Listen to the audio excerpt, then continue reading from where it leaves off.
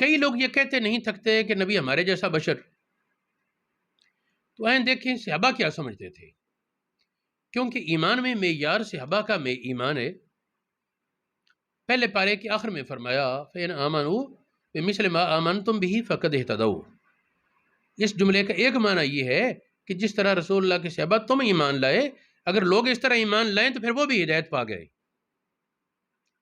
تو صحابہ کے ایمان میں سے یہ بات دیکھیں گے نبی پاک کو کیا سمجھتے تھے. آج کل تو کئی لوگوں سے پوچھا جائے نا کہ تمہیں پتہ ہے حضور اللہ علیہ وسلم نبی تھے؟ جی بالکل پتہ ہے. نبی کا کیا مطلب ہوتا ہے؟ یہ ایک اچھا انسان. اللہ کے بندو اچھا انسان تو خیر جو کہنے والا ہے اس کو پوچھے تم اچھے انسان، وہ کہے گا ہمیں اچھا انسان ہوں. تمہارے ابا جی کیسے تھے؟ وہ کہے گا اچھے انسان. امام مسجد کیسے؟ اچھے انسان.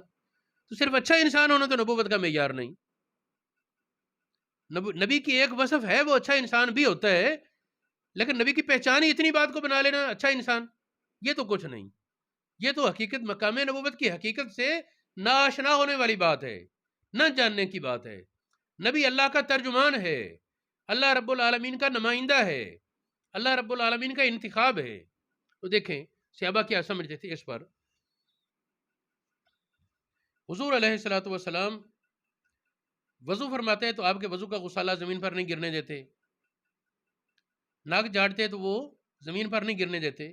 یہ ایک کافر آیا صلح حدیبیہ کے موقع پر، نبی پاک علیہ الصلوۃ والسلام اور صحابہ کا رویہ دیکھ کر، صحابہ کی نبی پاک کی تعظیم کے انداز کو دیکھ کر متاثر ہوا، اور جا کر اس نے یہ کہا واللہ ان تنخم نخامتا، حضور علیہ وسلم اگر اپنا کھنگار پھینکیں تو وہ نہیں گرتا، الا وقعت فی کف رجل منہم، لوگ آگے ہاتھ کر لیتے ہیں، اپنے چہروں پر ملتے ہیں، جسم پر ملتے ہیں.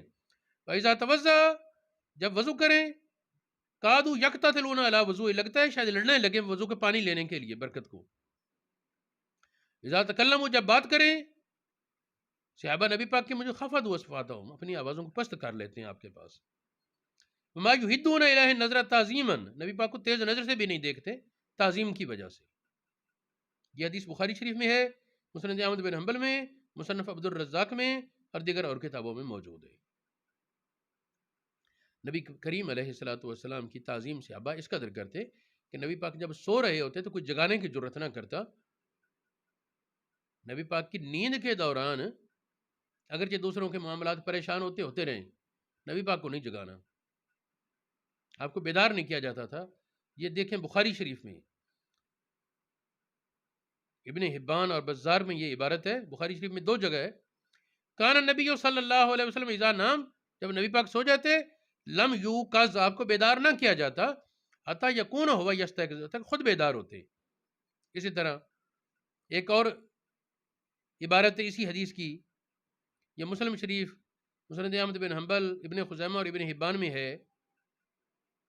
صحابہ کہتے ہیں کننا لا نوقظ، نبی اللہ علیہ وسلم، ہم نبی پاک کو بیدار نہیں کرتے تھے. من منامہ اذا نام، جب آپ سو جاتے تو بیدار نہیں کرتے تھے، حتی یستیقظ، خود بیدار ہو. رؤیا الانبیاء وحی، نبیوں کا خواب وحی ربانی ہے. صحابہ کرام حضور علیہ الصلوۃ والسلام کے دروازے کو نخنوں کے ساتھ دستک دیتے، نہ آواز دینی ہے نہ بلند آواز سے دستک دینی.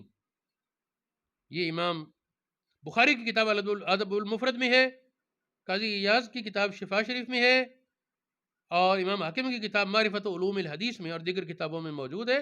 کانو یکرہون بابہ بالاظافیر، صحابہ نبی پاک کے دروازے کو ناخنوں سے دستک دیتے.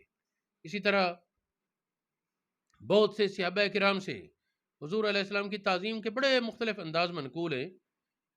کوئی کہتا یہ امیر معاویہ فوت ہونے لگے تو وارثوں کو وصیت کی، جب میں فوت ہو جاؤں مجھے قبر میں لٹاؤ تو میری آنکھوں کے پلکوں، آنکھوں کے بند آنکھوں کے اوپر اور میرے ہونٹوں میں یہ نبی پاک کے بال اور ناخن رکھ دینا، اور مجھے اللہ پاک کے سپرد کر دینا. مجھے امید ہے کہ اس کی برکت سے اللہ پاک میری مغفرت فرما دے گا.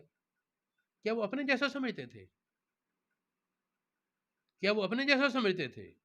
اسی طرح حضور علیہ الصلوۃ والسلام کے بال صحابہ کو تبرک کے طور پر تقسیم کیے گئے اور بڑھ بڑھ کر لیتے اور اس کو ساری عمر محفوظ رکھتے. اور یہ بہت سی احادیث اس پر ہیں.